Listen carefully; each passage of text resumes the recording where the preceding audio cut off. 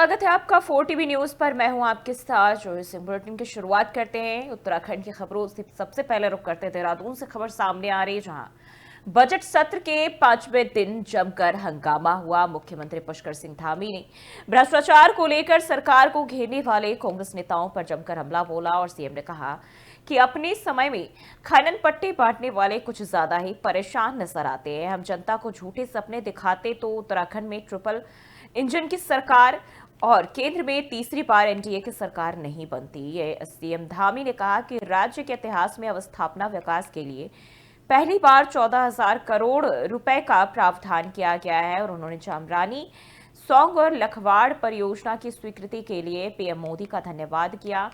CM ने कहा कि हमारी सरकार जनता को जो वादे करती है उसे धरातल पर उतारने का गंभीर प्रयास भी करती है। जब हम चुनाव में जनता के बीच जाते हैं तो उन्हें अपने कार्यों को रिपोर्ट कार्ड भी जरूर दिखाते हैं।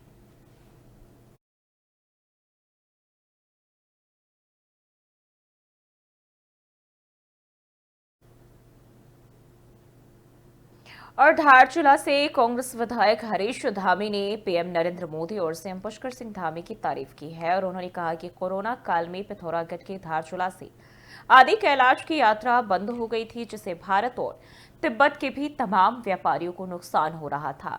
उन्होंने कहा कि प्रधानमंत्री ने इस यात्रा को फिर से शुरू कराकर काफी अच्छा काम किया है। आपको बता दें कि पिथौरागढ़ के धारचूला से आदि कैलाश की यात्रा लगभग 5 दिनों में पूरी होती है। यह यात्रा पथरीले रास्तों से होकर गुजरती है। आदि कैलाश भगवान शिव और मां पार्वती का निवास स्थान बताया जाता है। हिंदू पौराणिक कथाओं के अनुसार आदि कैलाश पंच कैलाशों में से एक है। हिंदू धर्म में ओम पर्वत और आदि कैलाश को बहुत पवित्र माना गया है। क्षेत्रीय विधायक हरीश धामी ने कहा कि एक शिष्टमंडल मुख्यमंत्री से मिलने जा रहा है और मैं भी चाहता हूं कि इस यात्रा के लिए जो दल जाए उसमें मुझे भी शामिल किया जाए।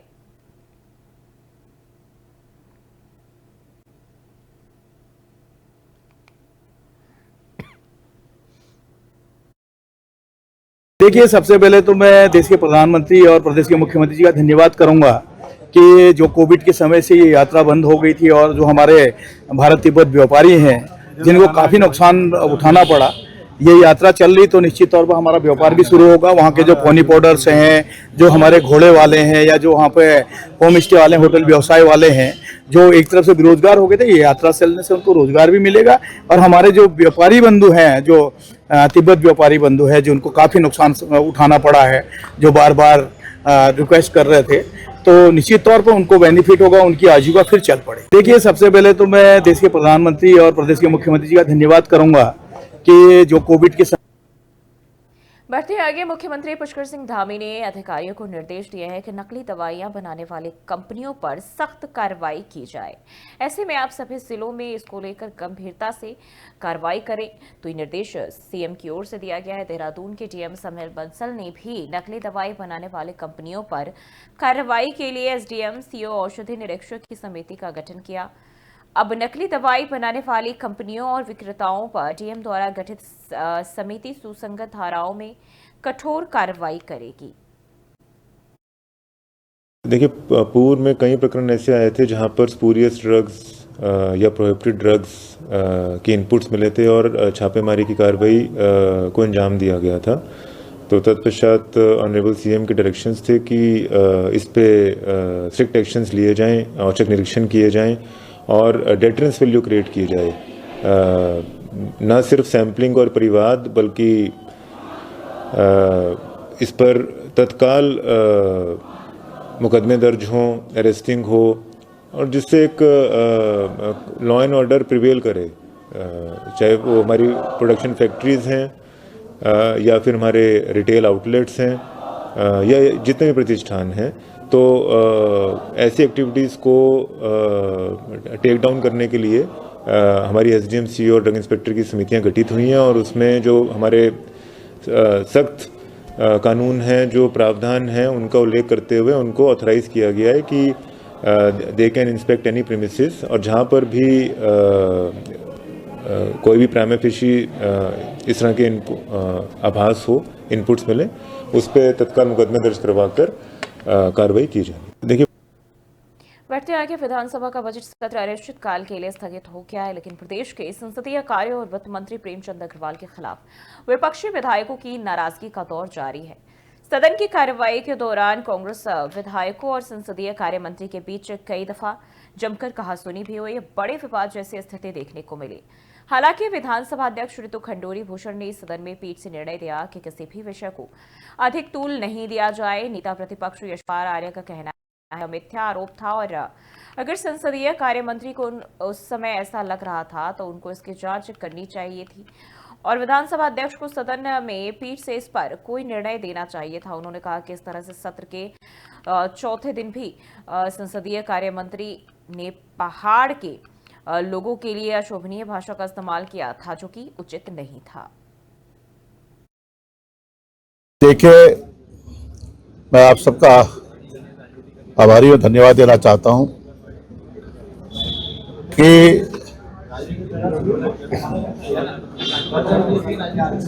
जो पिछले 3 दिन पहले सदन में जिस तरह से संसदीय कार्य मंत्री जी द्वारा जो संवैधानिक पद पर भी आसीन रहे हैं, विधानसभा के अध्यक्ष रहे हैं, मंत्री रहे हैं और वर्तमान में संसदीय कार्य मंत्री हैं, उनसे हम ऐसी अपेक्षा।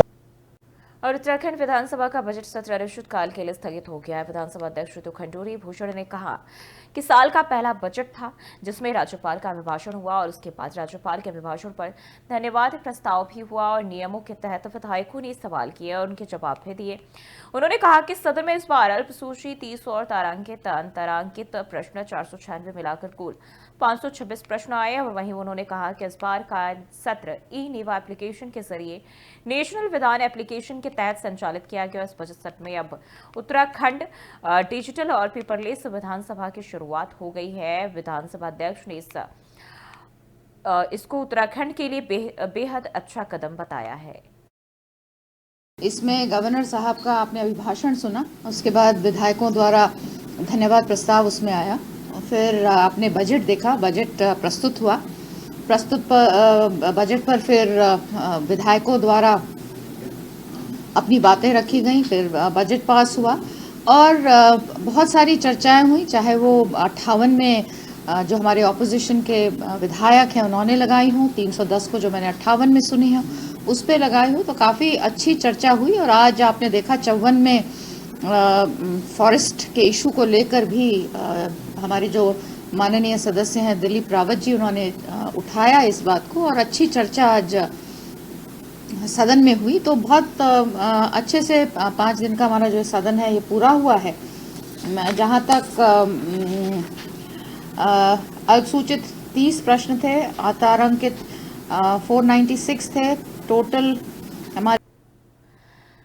बढ़ते आगे, हरिद्वार जिले में बीती देर रात आधे रात के बाद एक दुकान में भीषण आग गई और खिलौनों की दुकान में आग की लपटें देखकर वहां मौजूद लोगों में अफरा तफरी का माहौल हो गया। बताया जा रहा है कि दुकान में देर रात अचानक धुआं उठने लगा और थोड़ी देर बाद दुकान से आगे लपटें निकलने लगी, जिसको देखने के बाद लोगों की भीड़ जो है वहां आसपास जमा हो गई और आग लगने की जानकारी मिले पर पुलिस और फायर ब्रिगेड की टीम मौके पर पहुंची। संकरा रास्ता होने के चलते फायर ब्रिगेड को आग बुझाने में कड़ी मशक्कत करनी पड़ी और बताया जा रहा है तकरीबन 1 घंटे की मशक्कत के बाद इस आग पर काबू पाया गया। भीषण अग्निकांड में कोई भी हताहत नहीं हुआ है, हालांकि दुकान में रखा लाखों का सामान जलकर खाक हो गया।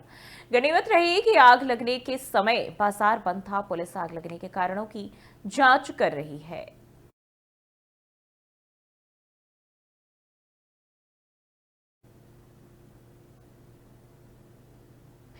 बढ़ते हैं आगे, उत्तराखंड के गंगोत्री हादसे की खबर सामने आ रही है। यहाँ आईटीबीपी जवानों की बस दुर्घटना का शिकार हो गई।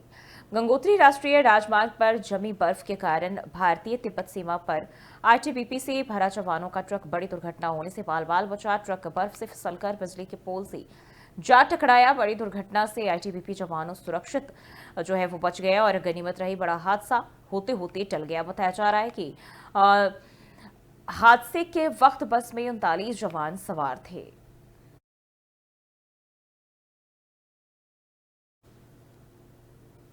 तो इस बुलेटिन में फिलहाल के लिए बस इतना ही। देश और दुनिया की तमाम खबरों के लिए बने रहिए 4 टीवी न्यूज़ के साथ।